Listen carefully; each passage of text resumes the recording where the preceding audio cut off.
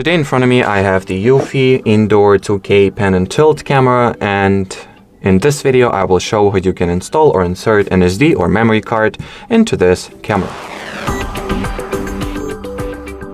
That's a very simple and quick thing to do.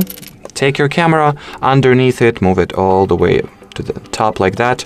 Underneath it you'll find the designated memory card slot, so take your micro SD memory card and simply put it inside as shown on this little helping icon here.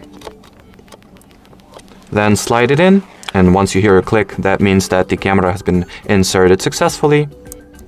Yep. So now I can open the EUFY security app and confirm that indeed the memory card has been both installed and recognized. As you can see, new micro SD card detected. Like from the go or on the go, you can format it right away if you want, or you can just do it later. That's up to you. So that will be it for this video, guys. Thanks for watching, thanks for your attention, and bye-bye.